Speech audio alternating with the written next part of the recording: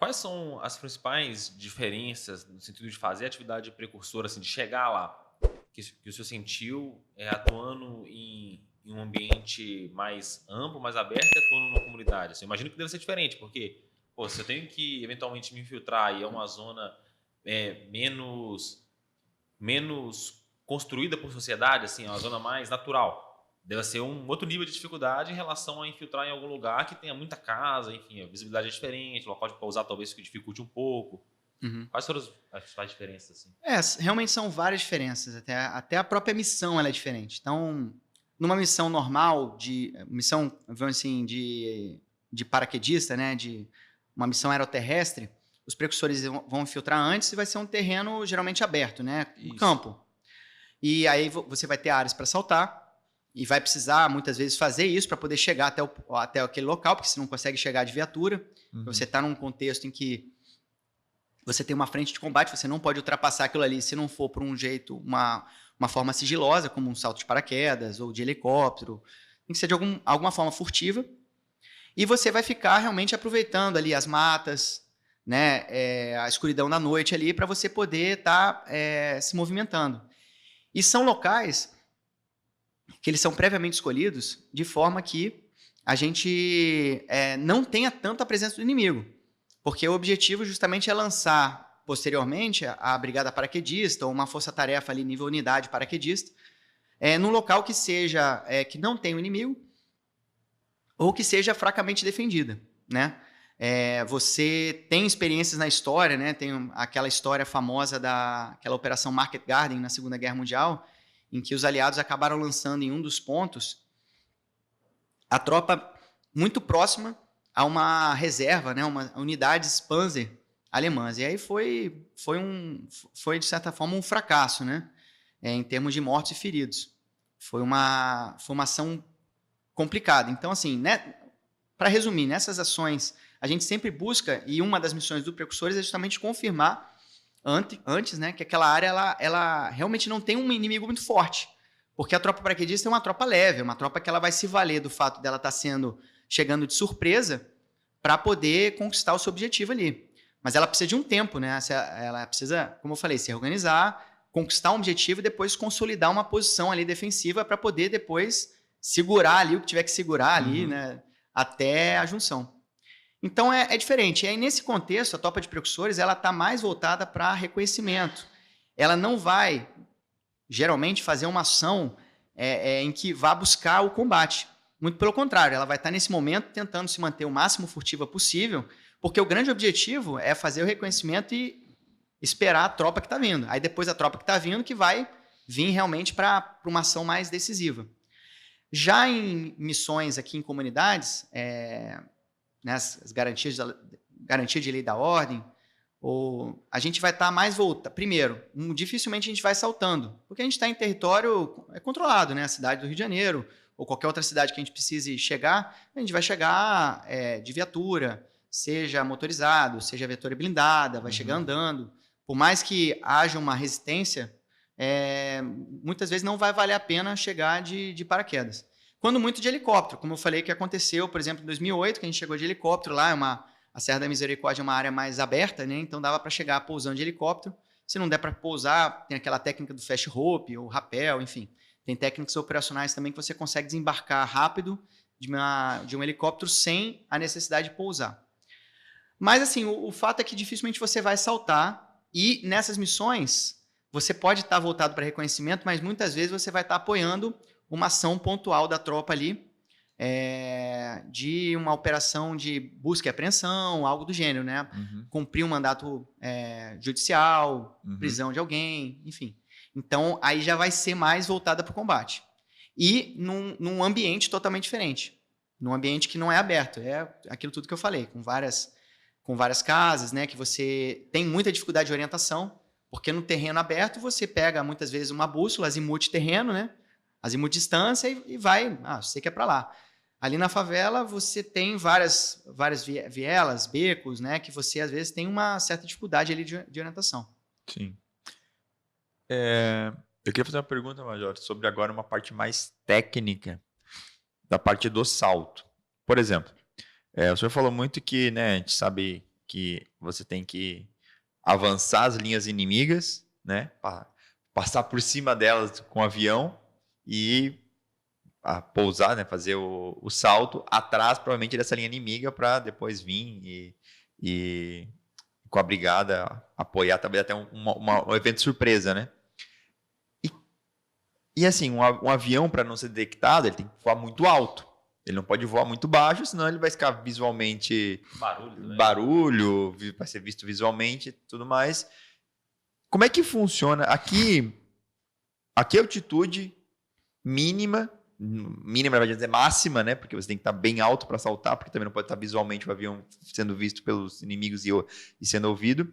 Você pode saltar, e como é que funciona isso? E até para trazer uma referência, se o avião voar a 10 mil pés, você tem que baixar para 7, por exemplo, e você pode saltar até qual a altura e a velocidade do avião, né? O avião também talvez não pode estar muito rápido, porque senão acho que deve ter algum problema para o salto, o ar rarefeito, só que ele também não pode estar muito lento, porque senão ele pode estolar e cair e derrubar o avião. Como é que faz essa questão técnica do salto?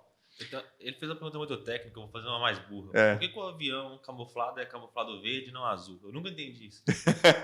Bom, eu vou começar então por essa. Essa daí, aí tem que perguntar realmente para a Força Aérea, porque eles que pintam os... Mas é um cinza às vezes o avião, né? É um cinza escuro às vezes. Assim, tem que entender que a aeronave, é claro, muitas vezes ela vai estar muito mais... a detecção principal da aeronave é pelo radar, né? Sim. Visualmente pode acontecer? Pode, mas pode acontecer de várias maneiras, porque você tem um inimigo antiaéreo, que vai estar em solo, e você tem a outra aviação, que muitas vezes vai estar em cima. Então, assim, a aeronave, por exemplo, ela é camuflada. Sim, muitas vezes vai ter um caça inimigo, que vai estar voando mais alto, que olhando para baixo, a aeronave camuflada vai se confundir com o fundo, que vai ser o terreno, né? Enfim, mas isso aí realmente é técnico, eu não vou entrar nesse mérito aí, porque... Quem decide a questão de camuflagem, nem do Exército sou eu, quanto menos da Força Aérea. Então, mas essa parte de salto eu acho que consigo explicar aqui, tentar. Então, só corrigir um detalhe, o salto, o avião, ele pode eventualmente ir baixo. Uhum. Né? Então, existem técnicas em que o avião ele vai bem baixo mesmo, ele vai voando, o helicóptero é até mais fácil, a gente fala que a navegação ali a baixa altura, ele vai como se estivesse... praticamente andando, acompanhando as ravinas, porque o radar ele precisa ter uma visada direta. Então, se a aeronave ela consegue ir muito baixa, praticamente raspando no chão, ela, às vezes, uma elevação que tem entre o radar e a aeronave consegue esconder. Então, ela vai bem baixa. Isso os helicópteros fazem muito bem e as aeronaves da Força Aérea também fazem. Então, existe navegação que ele vai bem baixo mesmo. E não só isso, existe todo um planejamento prévio, que é conjunto, junto com a Força Aérea. Então, antes de se determinar que vai ser feito um voo desse tipo, é feito um planejamento, inclusive, pela Força Aérea. Então, não é o Exército que planeja isso. Né? Isso vai sendo feito tratativas e a Força Aérea avalia como é que está a situação do inimigo. São várias avaliações. E eles avaliam se a situação aérea, o termo é esse, né? Se a situação aérea ela está favorável ou se ela está desfavorável. Ou seja, como é que estão as antiaéreas do inimigo, como é que está a aviação inimiga. Né, quase sempre vai ser criado um envelope de proteção, ou seja, a Força Aérea ela vai para uma aeronave, por exemplo, que vai lançar paraquedista, ela vai colocar outras voando para fazer a defesa dessa aeronave. Então, vai ter aeronave especializada em detecção de outras aeronaves inimigas e de radares antiaéreos inimigo. Vão ter outras aeronaves que vão estar indo à frente para poder fazer a proteção daquelas aeronaves de transporte, que são mais vulneráveis. Então, assim, existe todo um procedimento que, muitas vezes, o salto, não só o salto, mas a própria passagem das aeronaves pelas linhas inimigas, ela vai ser baixa, entendeu? Às vezes ali, como eu falei, bem próximo ao solo. Mas, dependendo da situação, realmente vai entrar nisso que você falou, de a gente ter que saltar bastante alto. E aí, por isso que essas tropas especiais todas, né, elas têm a capacidade de fazer o salto livre.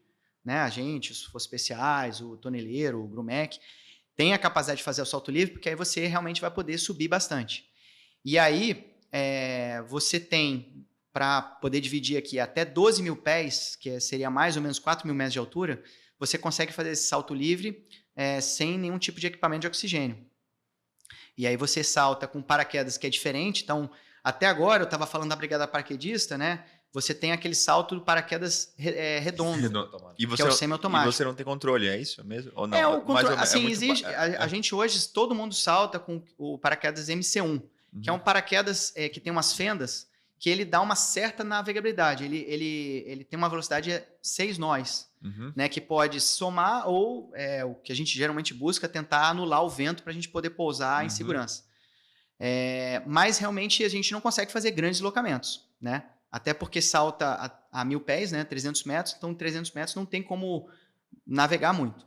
Já no salto livre é diferente. O salto livre ele usa um paraquedas retangular, que ele tem uma razão grande. Então, assim, a média ali do nosso paraquedas, ele anda 7 metros para cair 1.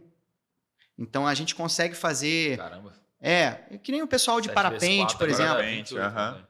Que nem o pessoal do parapente, por exemplo, né, que voa bastante tempo e às vezes consegue... A gente não chega a pegar térmica, né? A gente não usa esse procedimento, mas a gente usa a aeronave, a altitude da aeronave, para poder sair. Geralmente comanda alto paraquedas, ou seja, a gente sai da aeronave e comanda e vai navegando com o velame, porque assim, a aeronave, o radar inimigo pode até pegar, mas muito dificilmente ele vai pegar um paraquedista só com o seu paraquedas aberto.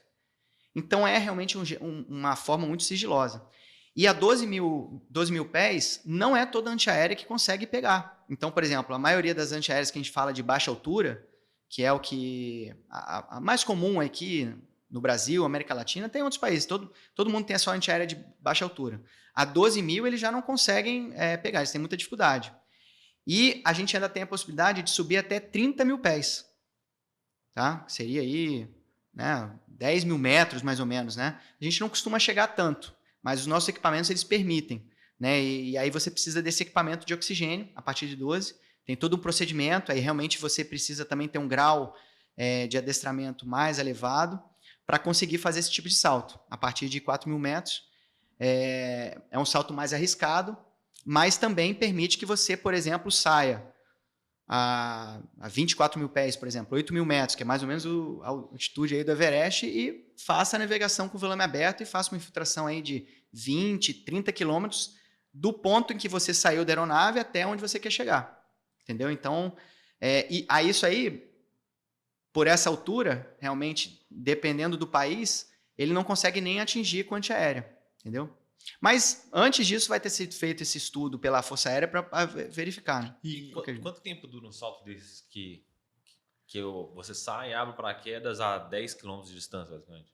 Ele varia bastante, mas eu posso dizer ali que varia, pode chegar assim, desde 15 minutos até 40 minutos, mais ou menos, com você navegando ali, só você, sua mochila, e a gente sempre navegando em equipe, né? A gente tenta fazer sempre navegar próximo ali em geralmente é uma escadinha, né? Porque à medida que o pessoal vai saindo, vai comandando paraquedas, aí vai ficando uma escadinha do mais para frente para trás e mais baixo para o mais alto. Né? E aí a gente vai acompanhando, porque assim, caso aconteça alguma coisa também, o vento muda e tudo mais, mesmo que a gente não consiga chegar no local que a gente queria, o mais importante é chegar todo mundo junto. O que não pode é cair cada um num canto, que aí é problema. Mas com esse paraquedas de salto livre, com adestramento correto, essas tropas elas conseguem fazer isso. E a gente chegando junto, a gente se organiza, esconde paraquedas, né? E prossegue na missão. E durante esse salto, assim, é feita uma comunicação para se alinhar? Ou o mais baixo lá, que foi o primeiro a pular a manobra, e vai todo mundo seguindo ele? Não, assim, dá para fazer sem rádio, no visual, mesmo de noite, porque geralmente esses saltos vão ser noturnos. E a gente tem sistema de cores, né? Que a gente consegue identificar. E são sistemas que não vão ser vistos a olho nu ali de solo. Então, dá para ser feito. Mas a gente sempre salta com rádio, né? Para poder manter a comunicação. Ele não precisa estar alinhado certinho, né? Vamos dizer assim. Sim. Precisa estar realmente todo mundo junto, em contato, inclusive para caso aconteça de tomar uma conduta, toda a equipe está sabendo que aquilo ali, por exemplo, vai se abortar o ponto que a gente queria chegar e vai para uma área alternativa. Então, isso é claro que, se for comunicado por rádio, é melhor, que todo mundo se prepara. Mas dá para se fazer sem rádio também. E a velocidade do avião importa muito na hora do salto? Assim, não. A aeronave ela é padrão. Assim, já existe uma velocidade padrão aí que é feita. Né? Por exemplo, para o salto semiautomático, as aeronaves maiores, né? O antigo Hércules, que está saindo. Agora é o KC. Agora é o KC. E o Amazonas, eles vão a 70 metros por segundo. Né? Aí tem que fazer o cálculo aí para ver. É porque a gente usa isso aí. Esse 70 metros por segundo é o que a gente usa, inclusive, para aquele cálculo do precursor que eu falei. Porque a gente precisa saber a aeronave, ou a velocidade exata, para poder calcular quantos segundos a gente vai sair depois da nossa referência ali, entendeu? Sim, porque assim, a gente consegue avaliar a distância para a esquerda e para a direita, mas para frente e para trás é muito difícil. Então a gente transforma essa distância em tempo, entendeu? Entendi. Baseado na velocidade da aeronave. Então assim, essas aeronaves maiores vão a 70 e o Bandeirantes, que é a aeronave menor da Força Aérea, vai a 60. Os helicópteros também costumam ir a essa velocidade. Nossa. E aí para salto livre, aí elas geralmente vão um pouquinho mais rápido, mas não é muito mais do que isso, não. Mas aí depende do que você falou, porque quanto mais alto, ela precisa mais rápida, porque o ar mais rarefeito. Mas é mais ou menos isso. Existem as velocidades padrão ali, os pilotos sabem exatamente. E no caso do salto semiautomático, os professores também sabem, ele entra no cálculo aí do nosso lançamento. Entendi.